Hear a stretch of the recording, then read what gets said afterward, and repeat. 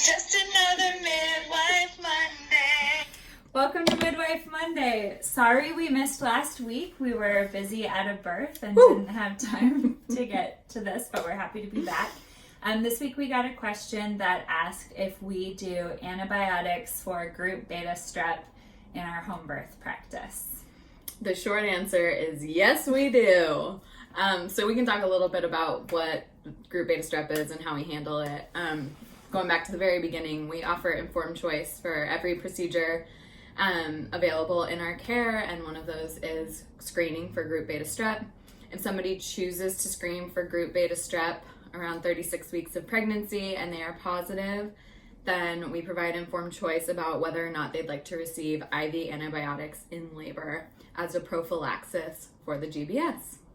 Yeah, so people in our care have the option to take the medical standard of care recommendation, which is to receive prophylactic antibiotics in labor, to do what's called a risk-based approach, which is used in other parts of the world where, for example, if your water is broken for a certain amount of time, or you have a history of GBS or a GBS-infected newborn, or you had GBS in your urine in this pregnancy, among other things, then you would opt for antibiotics. And you also have the option in our care to decline antibiotic treatment and just have your baby assessed for signs of infection.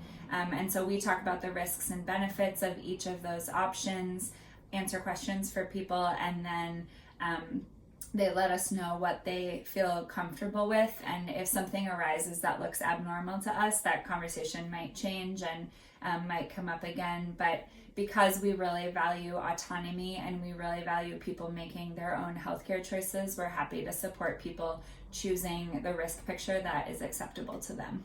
Additionally, we always have antibiotics available. So if somebody were to previously decide they didn't want to have IV antibiotics and then they're in labor and they make a different decision, we always have the antibiotics available to each of our clients. So people are never mandated to do anything and are always given the choice.